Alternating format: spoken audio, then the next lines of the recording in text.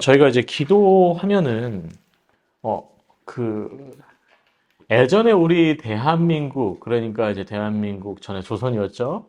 조선. 그 이전에도, 그리스도인이 아닌 사람들도 기도를 하고 살았어요. 근데 그들의 기도와 우리의 기도와 무엇이 다를까요? 우리 영화나 뭐 드라마 또 예전에 어르신들 보시면 뭐 정한수를 떠놓고 기도한다거나 또 뭐 깊은 산중에 들어가서 뭐 신령에게 기도한다거나 뭐 그런 부분들이 이제 저희 문화 속에 있었잖아요. 근데 그것들의 이제 기도의 방향이 저희하고는 좀 많이 사뭇 달라요. 그들은 본인들이 원하는 것을 얻기 위해서 자기가 막 고통과 어려움을 통해서 그 조종을 하는 거예요. 자기가 믿고 있는 신이나 정령이나 신령을 조절을 해서 자기가 원하는 것을 구하는 게 그들의 기도였거든요. 그런데 오늘날을 살아가는 우리 그리스도인의 기도는요, 실은 그런 것이 아니에요. 보면 오늘 기도의 기본 개념을 한번 같이 보시게 되면, 네, 이렇습니다. 기도의 개념은 하나님과의 인간의 차이를 아는 것이거든요. 무엇이냐면, 바로 하나님, 신이신, 전능하신 하나님, 그리고 그 하나님께 창조된 사람, 우리들, 그 격차를 우리가 철저하게 알 수 있도록 하는 것이 기도인 거예요. 뭐냐면, 하나님은 세상을 창조하시고, 또 조성하시고, 또 이렇게 그 섭리하셔서 운영을 하고 계시잖아요. 그런 하나님과 우리가 그 운영 속에 갇혀 있고 한계를 발견하는 사람. 그래서 그 사람이 자신의 한계를 발견할 때 하나님을 찾아가는 것이 기도인 거죠. 그렇기 때문에 우리는 항상 어떻다. 우리가 그 하나님을 알지 못하고 사는 것 자체가 불행과 절망밖에 없다는 것을 우리가 인식하는 것이 이제 기도의 이제 가장 기본적인 거예요. 믿지 않는 사람들의 기도는 이거예요. 내가 원하는 것을 막 기도와 지성과 막 돈을 들이잖아요. 예를 들면 뭐 그 막 큰 돈을 들여가지고 뭐 구슬을 한다거나 큰 돈을 들여가지고 뭘 한다거나 금을 산다거나 부적을 쏘는거나 그렇잖아요. 그게 뭐냐면 내가 한 만큼 노력을 통해서 신을 조종을 하는 그건데 우리는 무엇이냐면 우리 자신을 낮추어서 겸손하게 되면서 하나님 앞으로 나아가는 것. 기도는 보통 다른 종교들은 그 신의 에너지를 위해서 그 에너지 힘이 되기 위해서 기도를 한다. 그 옛날에 바벨론의 고대 신화인 에누마 엘리시나 뭐 다른 신화들에 보면은 사람은 무엇이냐면 그들이 창조할 때 그 신들을 받드는 종으로 만들었어요. 네, 그래서 그들은 항상 신을 위해서 어떤 행위를 하게 되어 있습니다. 그런데 오늘 우리를 이렇게 구원해 주신 하나님의 경우 어떻습니까? 하나님의 형상대로 하나님이 우리를 창조하셨어요. 그러니까 시작 자체가 다른 거예요. 우리는 철저하게 하나님의 자녀로서 자신을 인식하고 하나님 앞에 낮아짐으로 나아가는 것. 그리고 우리 죄된 우리가 절망과 불행뿐인데 하나님께 기도함으로 그 절망과 불행이 하나님의 뜻 가운데 나아갈 수 있는 또 구원받을 수 있는 것에 대해서 얘기를 하고 있는 거죠. 결국 기도는 뭐다? 하나님을 위해서 우리가 하는 게 아니에요. 그럼 기도는 뭘까요? 예, 앞에 보시면 우리 자신을 위해서 하는 거예요. 우리 자신을 위해서, 우리 번영을 위해서? 아니요. 우리가 진정한 하나님의 자녀로서 그 자리에 서기 위한 하나의 방법이지 그것이 다른 바깥의 사람들처럼 뭐 하나님을 조종하기 위한 그게 아니에요. 우리가 가장 실수하는 부분이 이거 해주십시오, 저거 해주십시오거든요. 근데 이제 가장 정통적인 기도는 하나님의 뜻에 저를 이끌어 주십시오가 가장 현명한 기도일 거예요. 자, 이게 보면 해골들이 이제 세 사람의 해골이 등장을 합니다. 자, 앞에 보시면 해골이에요, 해골. 네. 사람은, 지성과 영성과, 이 신앙생활이 같이 있어야 되거든요. 근데, 지성은 있고 또 신앙생활도 있는데 그 안에 영성인 기도생활이 없으면, 사람들은 뼈다귀처럼 말라갈 수밖에 없어요. 왜 그러냐면 하늘로 공급되는 양식이 없기 때문인데 성경에서는 기도에 대해서 어떻게 얘기를 하냐면 성경, 그 기도는 우리의 호흡이라고 합니다. 그렇죠? 그리고 하늘로부터 주어지는 일용할 양식인 말씀을 성령이 확증하게 하시고, 그리고 그로 인해서 우리의 영적인 생활이 이루어지는 거예요. 사람도 먹고 자고 싸고 이거 세 가지를 해야 되잖아요. 사는 거잖아요. 건강하게 사는 거잖아요. 그런데 우리의 신앙생활도 이 세 가지가 되지 않으면 우리가 무너질 수밖에 없게 되는 것이죠. 자, 깔뱅은 이 하나님을 아는 것이 바른 지식과 경건이다라고 하면서 기도 생활은 참된 신앙과 교리, 경건, 수반돼야 된다. 참된 신앙은 교리, 경건을 뭐라고 그러냐면 이제 기도라고 해요. 이제 교리 같은 경우는 이제 우리가 계속 하고 있는 이런 지식이겠죠. 하나님에 대한 말씀, 그리고 우리 기독교를 설명하는 이치들에 대한 것들인데, 이럴 때 지식만 키우는 것이 아니고 우리가 경건함으로 기도도 또 해 나가야 된다는 거.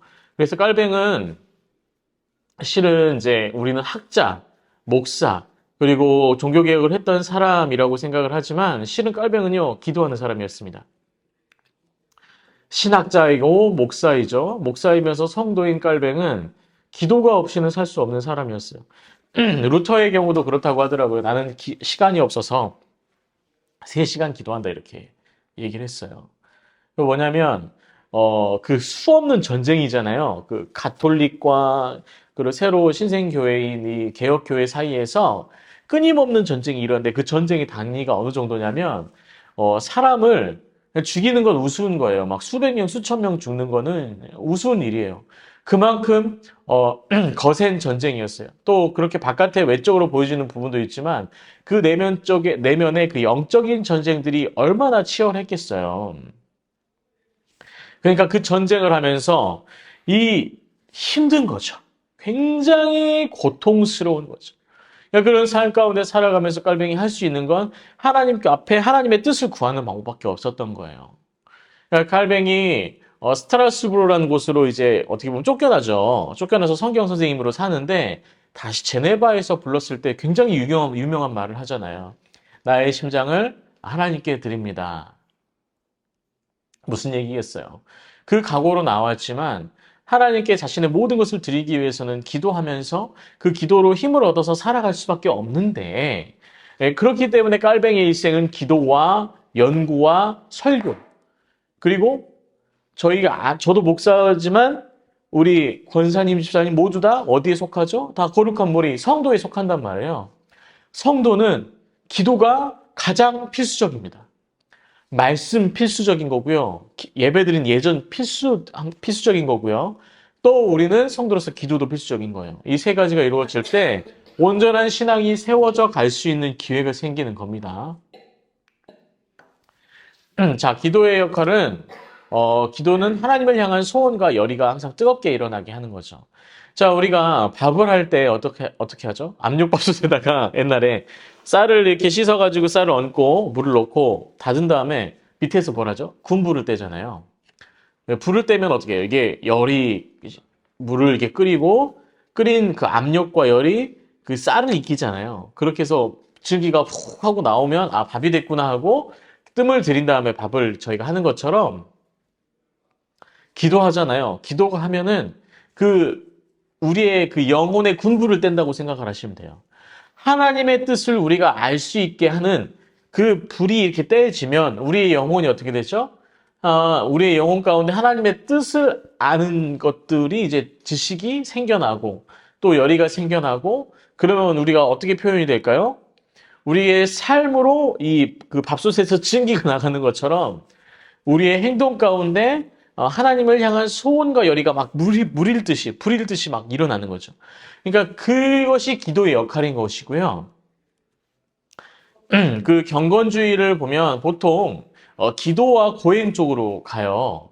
그런데 이제 부끄러운 생각이나 욕망을 사실 이 기도가 눌러주고 또 계도를 합니다. 그러니까 기도하지 않는 신앙인은요, 사실 자신의 생각과 욕망을 어떻게 감출 수 없는 상태가 되는 것이죠.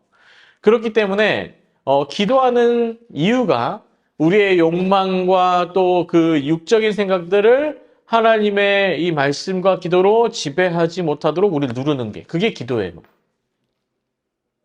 그리고 우리가 또 기도하는 이유가 뭐냐? 우리 일상 가운데 어려운 일들을 계속 경험하잖아요. 어렵죠. 그런데 그 어려운 일을 경험을 할 때, 우리가 날마다 좋을 순 없잖아요. 마냥 좋을 순 없잖아요.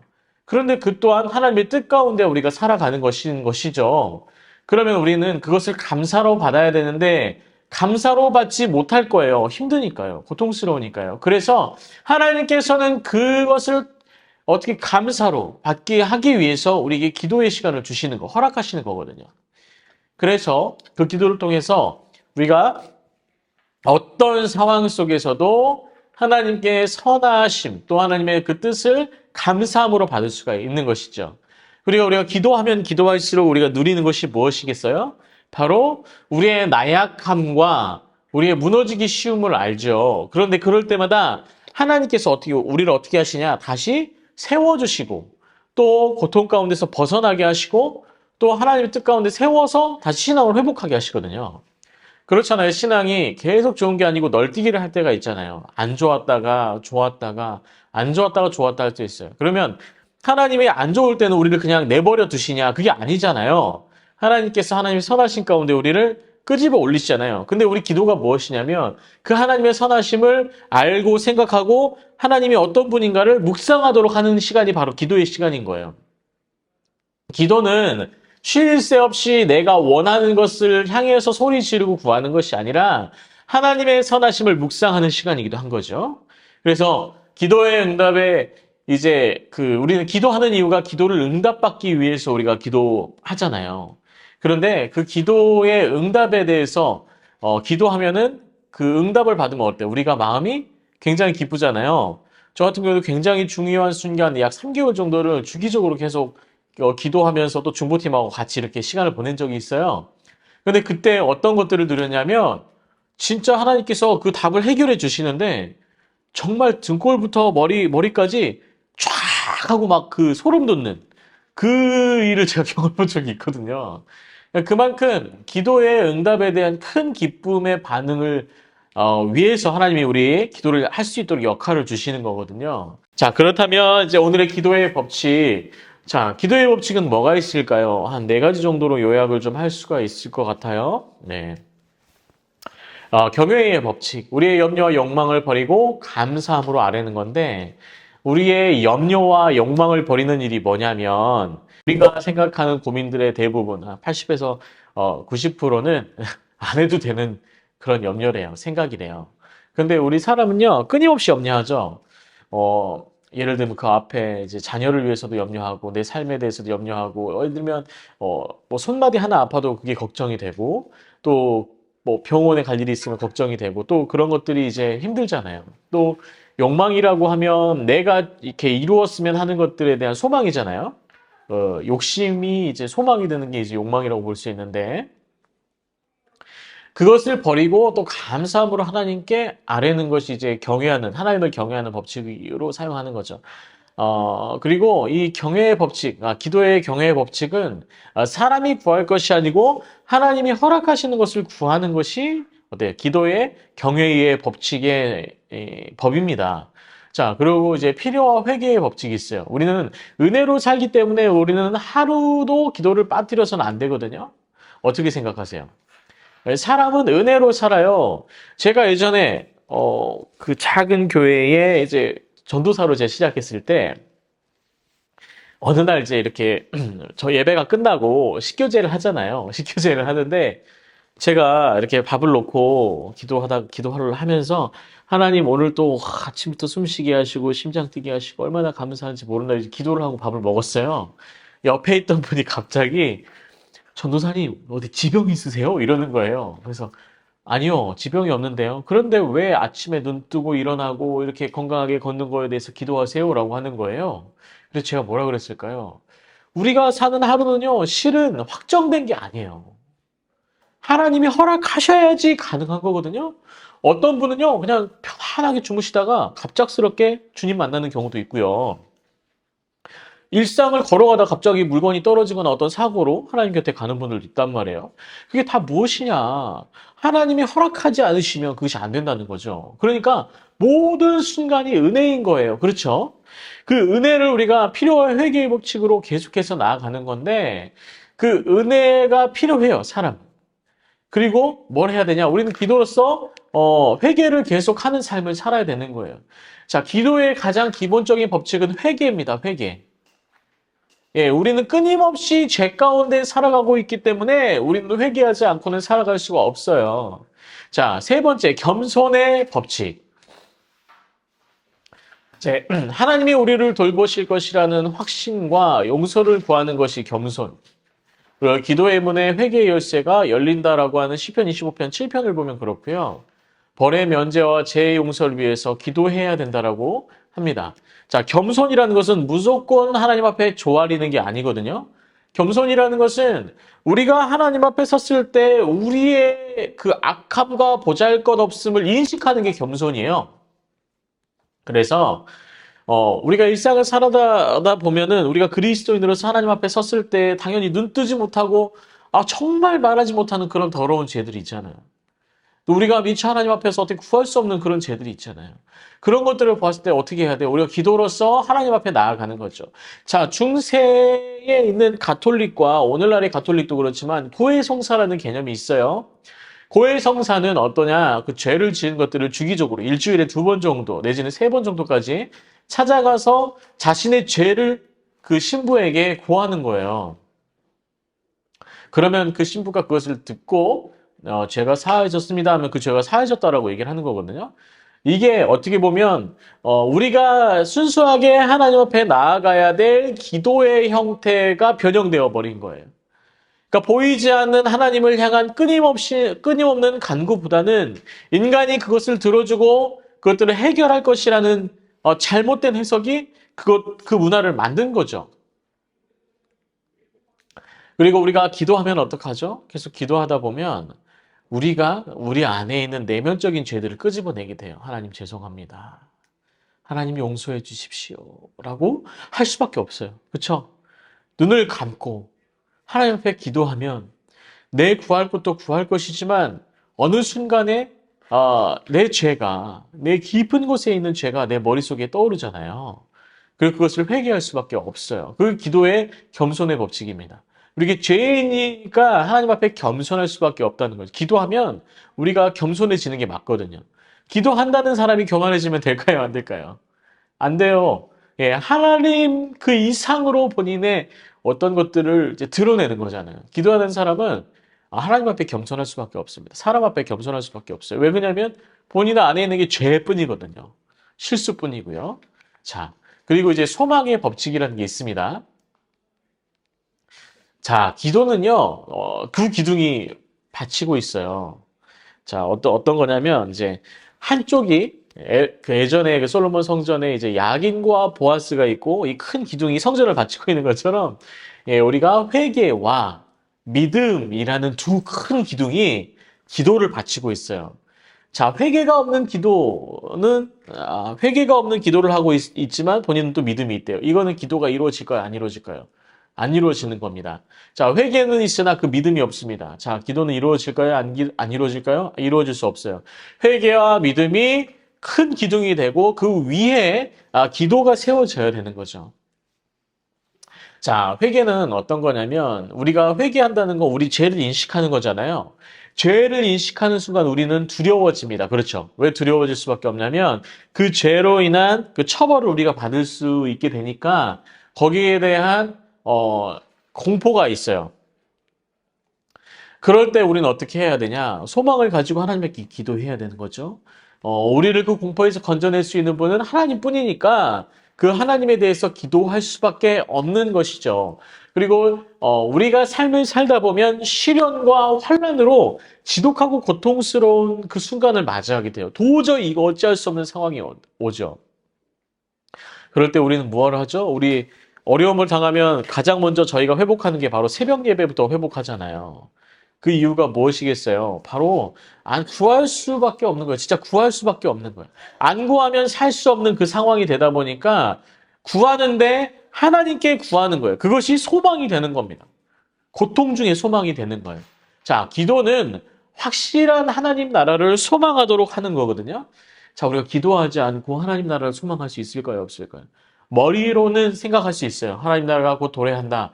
언제 오실지 모르지만 하나님 나라는 도래한다. 이렇게 얘기할 수 있지만 결국엔 어떻게 되냐? 그것도 우리 의지적인 게 아닙니다. 저번 주에도 성령이 굉장히 큰 역할을 하신다고 그랬어요. 성령님이. 그 성령님께서 우리를 그렇게 기도함으로 하나님 나라를 소망하도록 계속 바꾸어 가는 거. 끝까지 유지하는 거. 이것이 중요한 거예요. 자, 말씀을 통해서 하나님 앞에 나와서 기도하게 하신대요.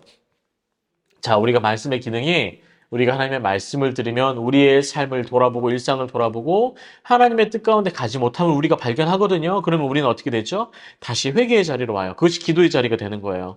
그 기도의 자리를 통해서 우리가 이 기도를 할 수 있게 되는 거죠. 그것이 뭐냐면 네 번째, 소망의 법칙인 것이죠. 예. 자, 잘못된 기도들에 관해서 우리는 수없이 많은 기도들을 해 오고 있습니다. 그런데 그 수없이 많은 기도 중에 잘못된 기도 있을까요? 없을까요? 있죠. 예, 잘못된 기도들의 이해는 너무도 다양하죠. 그런데 이 잘못된 기도들을 하나님이 정말 들어주실까요? 들어주시지 않을까요? 혹시 생각해 보셨어요? 하나님이 들어주실까요? 안 들어주실까요? 예, 그렇습니다. 잘못된 기도도 하나님께서 들어주셔요. 그런데 그 잘못된 기도를 들어주시는 이유가 무엇이냐면 우리가 구하는 것 모든 것 자체가 실은 육의 것을 구하고 또 우리의 욕망을 구하잖아요. 그런데 이것들을 하나님은 알고 있어요. 계셔요. 그래서 우리가 악한 상황에 만약 오염된 상황에 살고 있기 때문에 하나님께 구하는 것 자체가 모두 오염되고 어, 잘못된 것이라는 걸 알고 계시기 때문에 그것을 인정하시고 구하는 것들을 들어주시는 거거든요.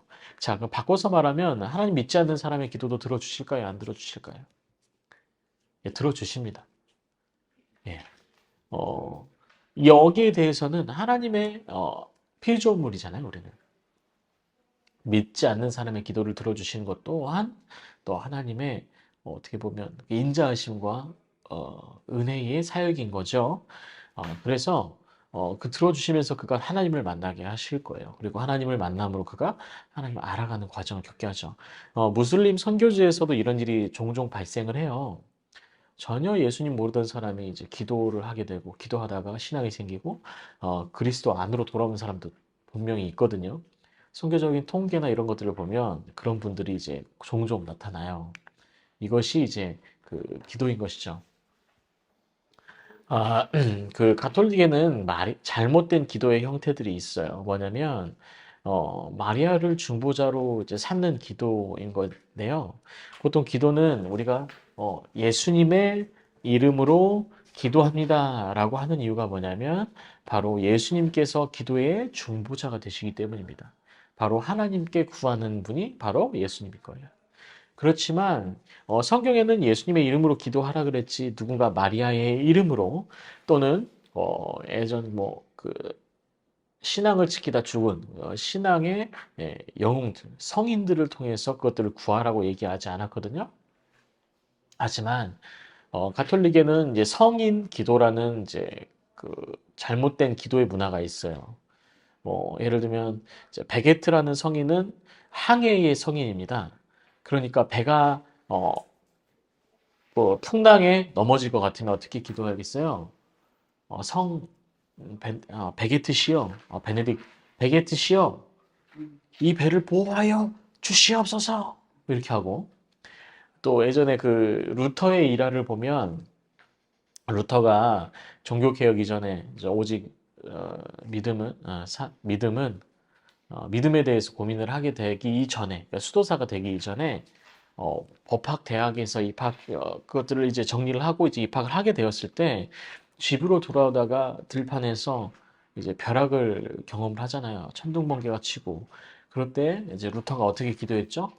성 안나시여, 저를 이곳에서 구원하시면 살려주시면 수도사가 되겠습니다라고 기도를 하거든요. 이게 뭐냐면 바로 이것들이 성인 기도입니다. 성 안나는 여행자의 수호성인이에요. 예수님의 이름으로 구하는 것이 아니라 그들은 성인들의 이름으로 구했던 거죠. 그러니까 이것들이 이제 잘못된 기도의 형태가 된 거예요. 자, 우리가 기도에는 공적인 형태와 사적인 형태의 기도가 있어요. 자, 공적인 기도의 형태는 어디일까요? 우리가 예배 드릴 때 대표하는 거, 목사님들이 가서 이제 뭐 기도할 때, 이제 공동, 많은 사람들 앞에서 기도할 때, 이것이 공적인 기도거든요. 이 공적인 기도는요, 어떤 틀이 있어요. 그렇죠. 예를 들면 하나님을 찬양하고, 하나님을 경배하고, 그리고 나서 뭐 나라를 위해서, 뭐 그리고 국가를 위해서, 그리고 뭐 위정자를 위해서, 뭐 이런 형태로 이제 틀을 가지는 경우가 있습니다. 공적인 기도가 이 틀을 가지는 이유가 있어요. 틀을 가지지 않고 자기가 머리에 생각나는 대로 막 기도해버리면 어떻게 될까요? 저희 중고기도팀에도 그런 게 있어요. 대표 기도하는 분이 정말 이 교회 성도들에게 적합한 기도를 할 수 있도록 이제 중보하시거든요. 그 이유가 뭐냐면 이제 공공 안에서의 잡음이 없고 신실한 예배를 위해서 우리가 그렇게 얘기를 하는 거예요. 그래서 이제 공적인 기도라는 것은 개인의 기도, 혼자 하는 기도가 아니라 회중이 함께하는 합심 기도입니다. 자, 합심 기도이기 때문에 어때요? 우리가 모두의 기도를 하는 것이기 때문에 본인의 기도를 하면 안 되는 거죠. 그리고 이제 공적인 기도에 방언을 사용하지 않는 것이 있어요. 왜 공적인 기도에 방언을 사용하지 않을까요? 바울 사도도 그런 얘기를 하죠. 예배에서 모여서 기도할 때는 그것을 통변하는 사람, 통역하는 사람이 있어야 된다라고 얘기를 하는 이유가 뭐냐면 초신자들의 경우 이런 상태를 경험하거나 하게 되면 어때요? 그 무너집니다. 무너져. 그 신앙을 가질 수 없는 이상한 상태의 교회라고 생각을 하게 돼요. 제 예전에 어떤 일이 있었냐면 어느 교회에 저는 밤마다 기도하는 기도회가 있었는데 기도회를 이제 교회를 다니고 싶어가지고 이제 출석하고 싶어가지고 처음 그 기도회에 갔는데 그 기도회에서 방언하면서 소리지면서 기도한 거예요. 물론 방언은요 굉장히 좋은 역할들이 있어요. 우리가 말할 수 없는 그런 간구하심을 또 성령이 하게 하시는 게 이제 이 어, 그 방언이니까요. 근데 이 방언 기도를 통해서 그분이 어려움을 겪고 또 신앙을 회복하지 못한 경우가 있었거든요. 이제 이런 경우가 뭐냐면 공적인 기도에서는 이것을 하지 말라 이거예요. 공적인 기도에서는. 자, 성전은 뭐 사는 집이라고 성경에는 기록되어 있죠? 바로 기도하는 집입니다. 그러면은 하나님의 성전은 우리의 몸이라는 구절이 또 제 성경 안에 있죠. 그러면 우리의 몸은 바로 무엇이죠? 예, 성전입니다. 그럼 우리가 우리 몸이 성전으로 할 수 있는 게 뭘까요? 가장 최적인 것. 바로 기도하는 것이죠. 성전은 기도하는 집이다라고 말씀하신 분이 바로 예수님이시잖아요. 그렇죠? 예수님은 우리의 몸이 하나님의 성전이 되기를 소망하고 또 우리의 몸이 기도하는 것이 되기를 원하시는 거예요. 그게 어떻게 보면 우리의 성전된 몸이 온전하게 바르게 사용되는 것이라고 보시면 되는 거죠. 네, 뭐가 이렇게 뭐 이상이 있나요? 네. 자, 공적인 기도와 사적인 기도 계속 이어가겠습니다. 사적인 기도는 뭘까요? 바로 네, 기도하는 거죠. 기도하는 거. 개인의 기도예요. 개인의 기도는 아까 처음 말씀드렸던 것처럼 기도는 호흡이다. 자, 어떤 분들은 그렇습니다. 나는 이 기도를 뭐한 달에 한 3시간씩 딱 정해놓고 딱 그 정도만 한다. 이것이 얼마나 효율적이고 좋지 않냐라고 이렇게 하는 분들이 있거든요. 옳은 걸까요? 아니죠. 사람이 숨을 쉬어야 되는데 사람이 시간 정해놓고 숨을 몰아쉬는 사람은 없잖아요. 생명을 유지하기 위해서는요, 기도는 끊임없이 이루어져야 되는 거예요. 신앙인으로서의 삶을 위해서도 계속해서 호흡은 이루어져야 되기 때문에 기도는 그쳐서는 안 되는 거죠. 사적인 기도에는 방언하시는 분들이 있어요. 방언에 대한 논란은 굉장히 많아요. 이제 외국어다. 우리가 하는 것들은 좀 잘못된 기도이다. 이렇게 하는 분들도 있고, 어떤 부분들은 구원받지 못한 사람은 이 방언을 하지 못한다라고 얘기하는 분이 있어요. 그거 아닙니다.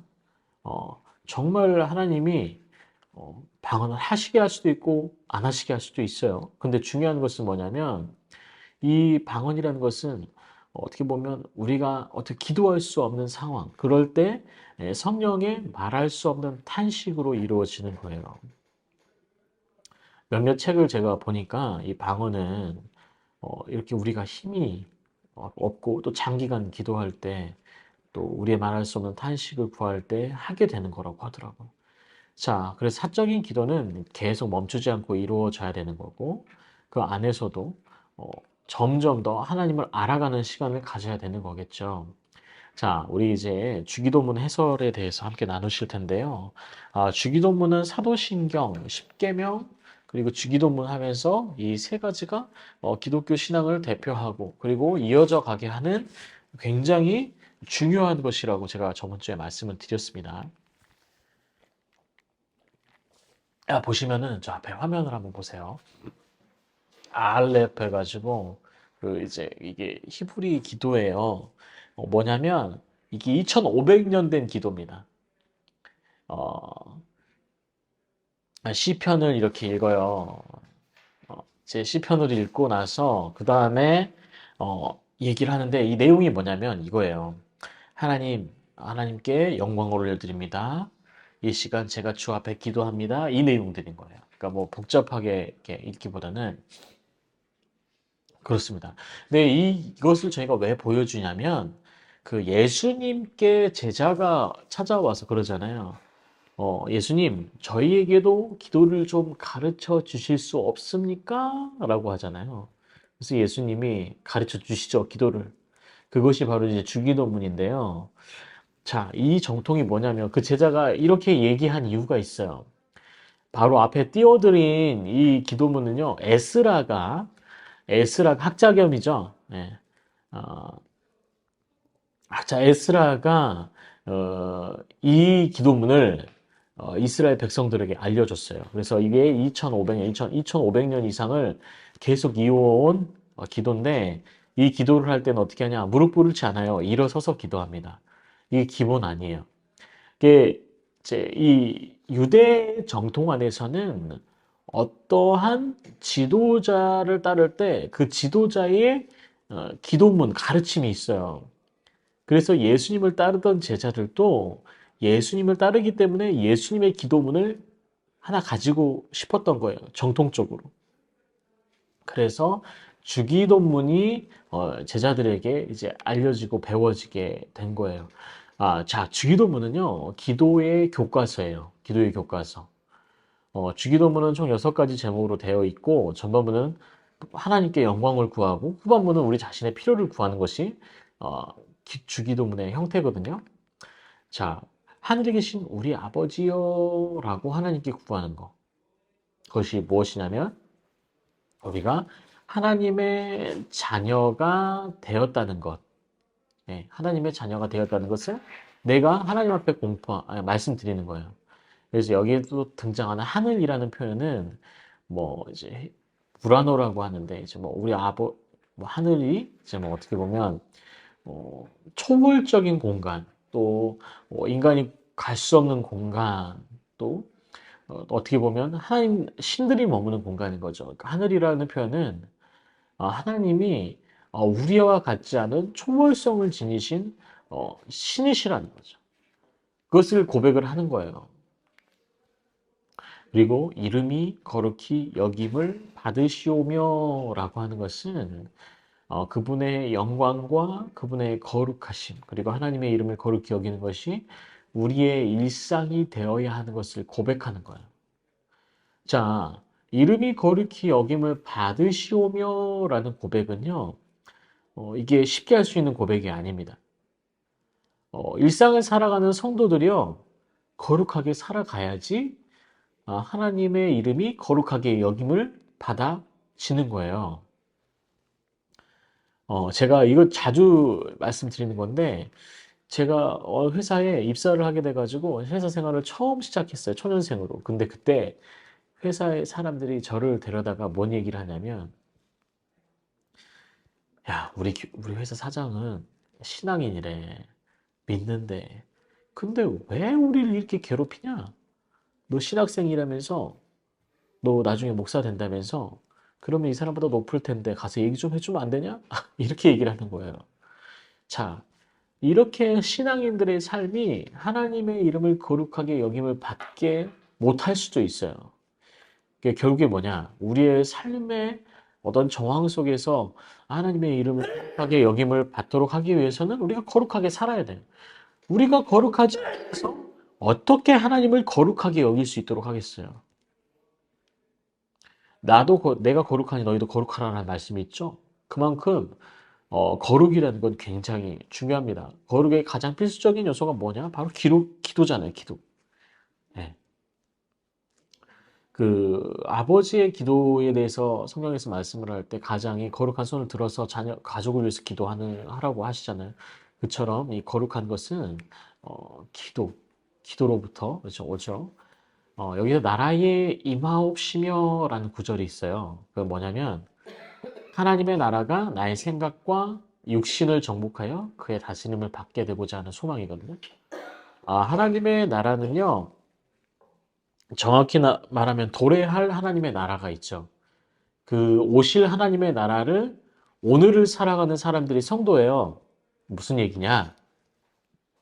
우리가 성도가 됨과 동시에 하나님 나라로서의 백성을 살아가요.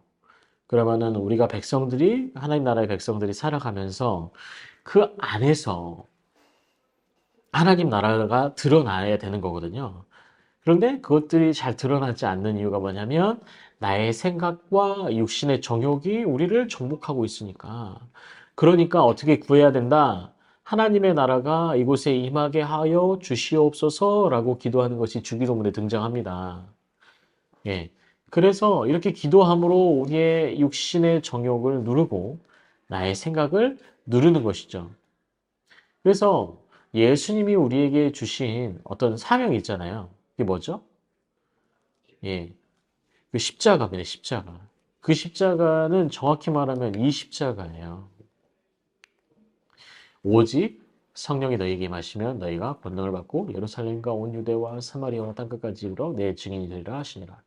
이게 사도행전 1장 8절의 말씀이죠. 지상 대명령입니다. 그러니까 우리가 뭐 하냐면 모든 이들에게 그리스도의 참된 증인이 되는 거예요. 네. 그리스도의 참된 증인의 삶은 어떻게 된다? 물론 복음도 전파해야 되지만 하나님의 나라가 우리 가운데 이루어진 삶을 믿지 않는 자들에게 보여주는 것. 그것이 바로 증인된 하나님의 나라를 전하는 사람의 삶인 거죠. 이것이 십자가예요. 십자가는 쥐기 쉽습니까? 어렵습니까? 굉장히 어렵죠. 그 십자가를 우리에게 지셨는데 그게 전부가 아니에요. 그럴 때 누구를 보내주셨다? 보혜사 성령을 통해서 우리가 그 삶을 살아가도록 하시는 것이 하나님의 그 계획과 뜻입니다. 예. 자, 그리고 나서 뭐냐면 자신을 부정하고 성령에 민감해지는 겁니다. 자, 자신을 부정하고 성령에 민감해지는 방법은 무엇일까요? 사람이 눈 뜨고 숨 쉬고 있으면 가장 생각나는 게 우리 몸이잖아요. 배불러야 되고 편해야 되고 또 자신의 좀 더 이렇게 높임을 받아야 되는 게 사람이잖아요. 그러면 우리가 눈을 감을 때 어떨까요? 네, 눈을 감을 때 아무것도 보이지 않잖아요. 보이지 않는 때 우리가 하나님께 기도함으로 성령에 민감해질 수 있는 거예요. 눈을 뜨면 보여지는 것이 너무 많습니다. 그래서 우리가는 민감해질 수 없어요. 우리가 끊임없이 기도의 자리에서 눈을 감고 또 기도함으로 성령에 민감해질 필요가 있어요. 그리고 우리가 삶을 살다 보면 하나님의 뜻과 나의 뜻이 계속 부딪혀요. 그렇죠? 조금만 더 내가 눈 감으면은 정말 좋을 텐데. 조금만 내가 신앙의 양심을 버리면 더 성공하고 좀 더 좋은 이익을 얻을 텐데라는 끊임없는 유혹과 대립이 이루어집니다. 특히나 이제 직장 생활하면 그게 더 하잖아요. 네, 그런 것처럼 그럴 때 나의 뜻을 꺾고 순종할 수 있는 방법이 되는 것이 무엇이냐. 그게 바로 이 주기도문에서 얘기하는 그 말씀인 거죠. 하나님의 나라가 나의 일상 가운데 올 수 있도록 어떻게 해야 된다? 기도해야 된다. 이 주기도문이 굉장히 종합적인 기도예요, 실은. 그 우리의 필요가 모두 다 녹아있는 기도이기 때문에 그러니까 나의 이러한 욕망과 욕심을 꺾을 수 있는 것도 하나님의 뜻 가운데 꺾어야 된다라고 얘기를 하는 거죠. 자, 오늘날 우리에게 일용할 양식을 주옵시고라는 오늘 또는 혹은 일용할이라는 말을 하잖아요. 오늘날, 그러니까 오늘 우리에게 일용할 양식, 뭐죠? 오늘 사용할 수 있는 양식을 주옵시고라고 합니다. 이것은요, 실은 굉장히 많은 것을 의미해요. 금고에 돈이 잔뜩 있습니다. 그리고 내가 먹고 자고 살 만한 집, 큰 집도 있고요. 그러면은 그 집에 또 금고에 있는 돈을 가지고 내가 일용할 양식을 구하겠습니까? 안 구하겠습니까? 보통 사람들은 안 구하려고 하겠죠? 하지만 구해야 하는 거죠. 자, 그거 누가 허락하셨어요?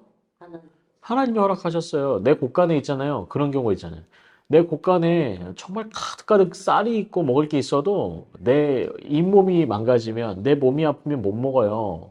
하나님이 허락하셔야 그것들을 내가 취할 수 있는 거거든요.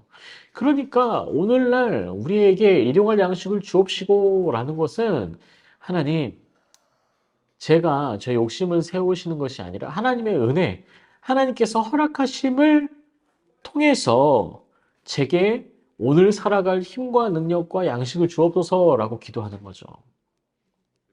자, 우리가 일상을 살아갈 때 날마다 뭐가 없으면 살아갈 수 없다? 바로 은혜가 없으면 살아갈 수 없다라고 했습니다.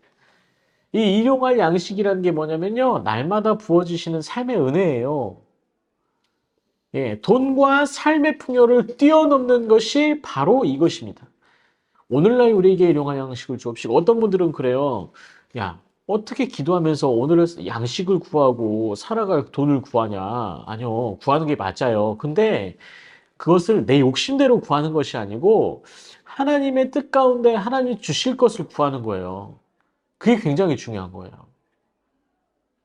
계속 얘기하는 거 나의 욕심과 지성과 욕망을 구하는 것이 아니다. 하나님의 뜻을 구하는 것이다. 그렇게 계속 말씀드리고 있잖아요. 오늘날 우리에게 일용할 양식을 주옵시고라는 것 자체가 무엇이냐? 바로 하나님께서 주셔야 내가 삽니다를 고백하는 거예요. 자, 주님이라는 이야기는 실은 뭐죠? 우리 주인이라는 얘기잖아요. 주인이 종한테 밥을 줘야 종이 밥을 먹는 거예요. 주인 마음대로, 주인도 없는데 주인도 없는 곳간에서 종이 마음대로 뭘 먹으면 안 되잖아요. 그것을 우리가 좀 알아야 되는 거죠. 그리고 나서 우리 죄를 사하여 주옵시고라고 합니다. 우리 죄를 사하여 주옵시고. 자, 기도는 아까 회개할 때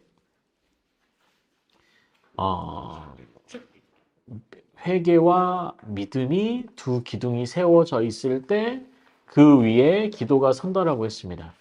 자, 그렇기 때문에 우리가 죄에 대해서 하나님께 구하면 하나님은 우리의 죄를 용서하시고 그리고 우리 안에 있는 미움, 분노, 복수심을 해결하게 하시거든요.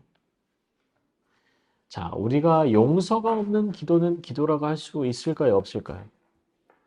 자, 예수님께서 십자가에서 본인의 몸을 찢으시고 죽으시고 고통당하셨습니다. 그런데 그런 예수님이 어떻게 하죠? 우리를 죄 없다고 하셨어요.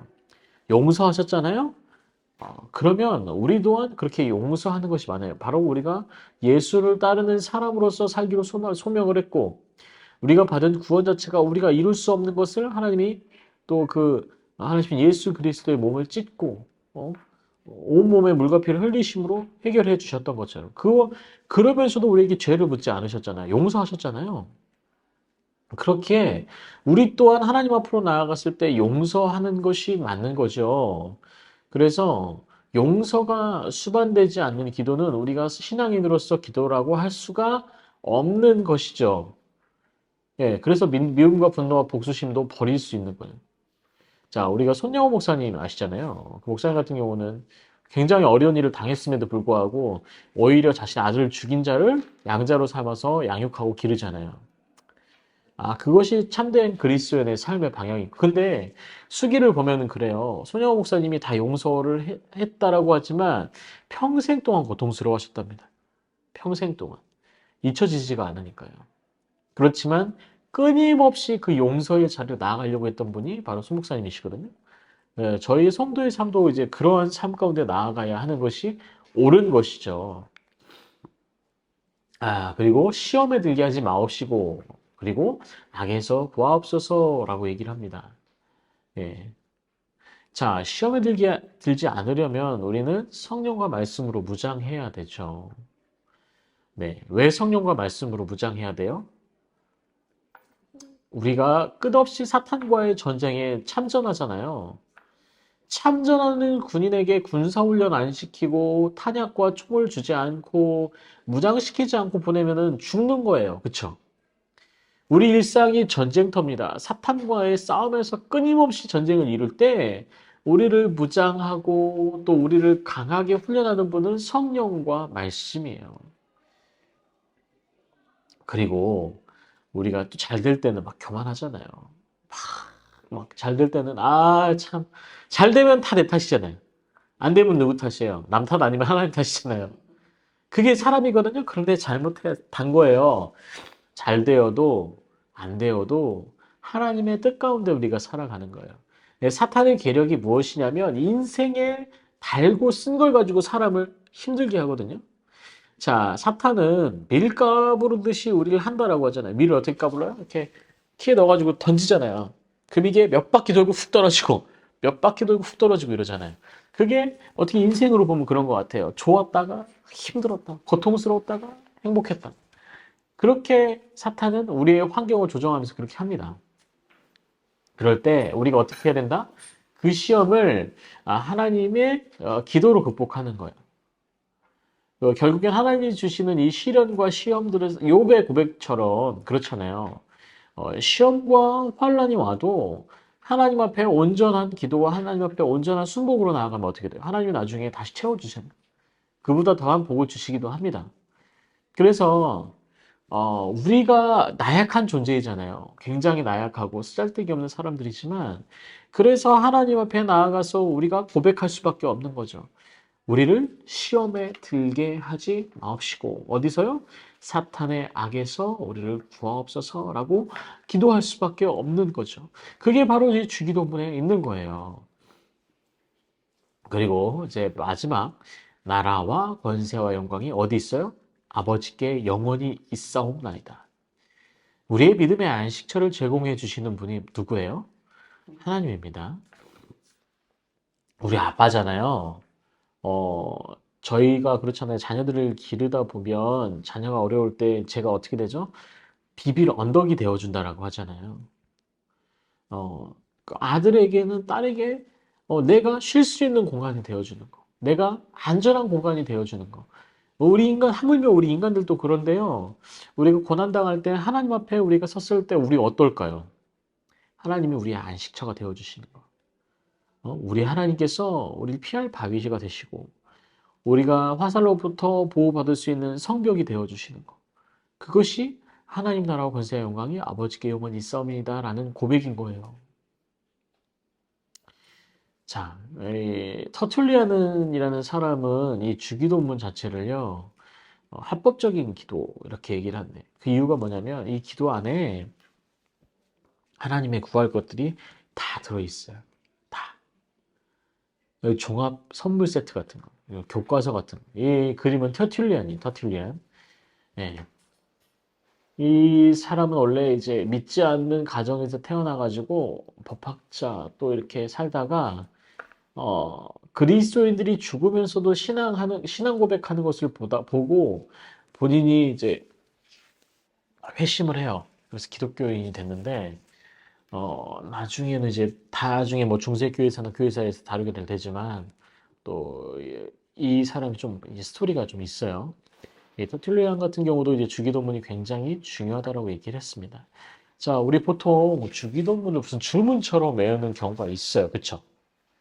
뭐, 하늘에 계신 우리 아버지요. 뭐 이렇게 하면서 이거 100번 해, 200번 해 하는 분도 있어요. 물론 정말 기도가 나지 않을 때, 모든 기도의 종합 선물 세트, 교과서인 이 주기도문을 외울 수 있지요. 외울 수 있는데 그게 주문처럼 외워져서는 안 되는 거예요.